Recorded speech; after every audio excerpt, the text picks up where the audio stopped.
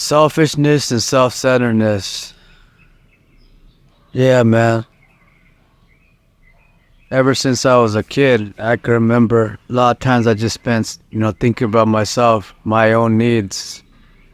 And, it has a little bit to do with my upbringing as well. Came from a broken household where there wasn't a lot of attention, towards me in general. And not to get all therapeutic about the situation and feel sorry for myself, just the reality, right? For the most part, I was always seeking attention, seeking that love, that approval. And from my parents, because, as a kid, that's what I needed, right?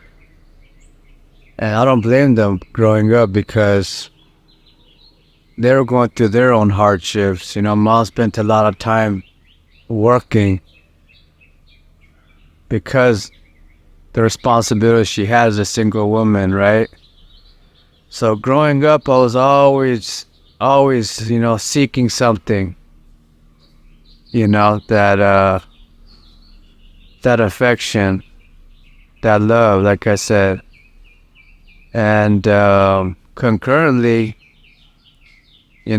I got into addiction, realized that I'm an addict, right? And a lot of the characteristics of an addict is selfishness and self-centeredness. So combine that with my childhood, I was a very super self-centered, selfish-oriented individual growing up, and everything was pretty much, revolved around me, my needs, my wants. And coming to recovery a little over 7 years ago, I realized, if I continued that selfishness, that self-centeredness, that self-orientation, everything related to myself, I'm going to end up going out and using again. So I had to change my ways. And just to speak on the solution, anything I do, that diverts my attention away from myself, I feel more spiritual. I feel better.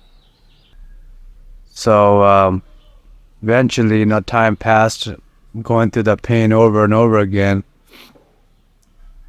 I started diverting my attention towards others, whether setting up the chairs after meetings, or putting away the chairs after me and cleaning up, thinking about how I could help my mother, how I could help my fellow addicts and alcoholics, how I could help the next person who needs some help, whether it's through a program or whether it's through the streets, whether it's somebody asking for money, whatever the case might be. However I could divert my attention away from myself and constantly be in a state of service, it definitely reduces my self-centeredness and my selfishness and my ego. And it's not just something I could practice part-time, it's something I have to do constantly, because the level of this illness and this selfishness is so deep. I have to do the contrary action to the maximum for me to stay in the moment and stay spiritual and stay unselfish, right? I heard a lot of people growing up because of my self-centeredness. There's a lot of stuff I could have done better for my mom, for other people, right? All my actions, my thoughts were based around myself. And I don't want to live like that, to be honest with you.